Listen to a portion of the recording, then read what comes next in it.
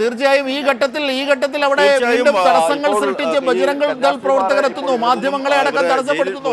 അവിടുത്തെ മറ്റ് സംഘപരിവാർ നീക്കങ്ങൾ കൂടി ഒന്ന് വിവരിച്ചാൽ സിബി ജോസഫ്.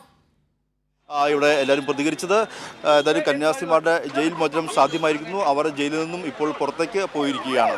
തീർച്ചയായും സിബി ജോസഫ് അവിടെ ചില മുദ്രാവാക്യം വിളികൾ കേട്ടു.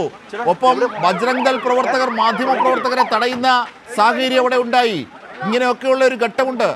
അതിനെ സംബന്ധിച്ചു കൂടിയുള്ള വിവരങ്ങളിലേക്ക് ഒന്ന് പോയാൽ സിബി ജോസഫ്. കർശന ഉപാധികളോടെയാണ് ജാമ്യം അനുവദിച്ചത് കന്യാസ്ത്രീമാർക്ക്. NIA കോടതിയാണ് ജാമ്യം അനുവദിച്ചത്. ജാമ്യത്തെ എതിർക്കാനുള്ള എല്ലാ നീക്കം ഛത്തീസ്ഗഡിലെ BJP സർക്കാരിൻ്റെ ഭാഗത്തുനിന്ന് ഇന്നലെ വാദം പുരോഗമിക്കുന്ന വേളയിൽ വരെ ഉണ്ടായി. പക്ഷേ കോടതിയിൽ ഇവർക്ക് അനുകൂലമായ ഒരു മെറിറ്റ് രൂപപ്പെട്ട ഒരു സാഹചര്യത്തിൽ കൂടിയാണ് NIA കോടതിയിൽ നിന്നും ജാമ്യം ലഭിക്കുന്നത്. പക്ഷേ ജാമ്യം കർശന ഉപാധികളോടെയാണ്. NIAയുടെ വകുപ്പുകൾ, ദേശസുരക്ഷയുമായി ബന്ധപ്പെട്ട വകുപ്പുകളിലേക്ക് കൂടി ഈ കേസുകളെ ഈ പാവം സന്യാസിനിമാരുടെ കന്യാസ്ത്രീകളുടെ വിഷയത്തെ എത്തിച്ച ഛത്തീസ്ഗഡിലെ BJP സർക്കാരിൻ്റെ ബോധപൂർവമായ സംഘപരിവാർ പ്രവർത്തനങ്ങൾ ഈ സാഹചര്യം വെളിവാക്കുന്നതാണ്.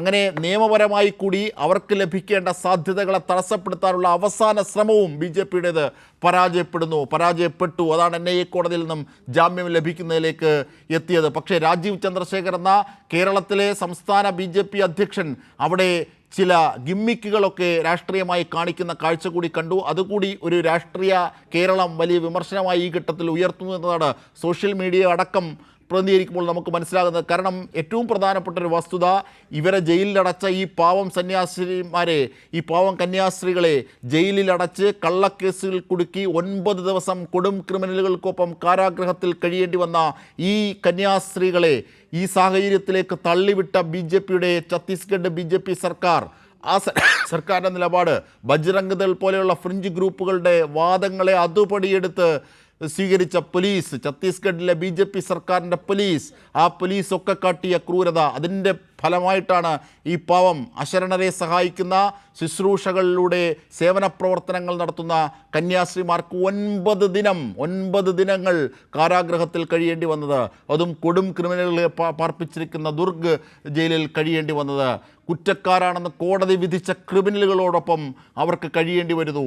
അങ്ങനെ ഒരു സാഹചര്യം കൂടിയുണ്ട്. എല്ലാ അർത്ഥത്തിലും നീതി നിഷേധിക്കപ്പെട്ട സാഹചര്യം. എന്നിട്ടാണ് അതൊക്കെ സൃഷ്ടിച്ച BJP ഇരയ്ക്കൊപ്പവും വേട്ടക്കാരനൊപ്പവും ഒരുപോലെ ഓടുന്നു എന്ന പ്രയോഗത്തെ അന്വർത്ഥമാക്കിക്കൊണ്ട് അവിടെ രാജീവ് ചന്ദ്രശേഖരും BJP നേതാക്കളും എത്തുന്നത് എന്ന കാര്യം ഈ ഘട്ടത്തിൽ രാഷ്ട്രീയ കേരളത്തിന്, രാഷ്ട്രീയ ഇന്ത്യക്ക് മറക്കാനാകില്ല എന്നുള്ളത് മനസ്സിലാക്കണം.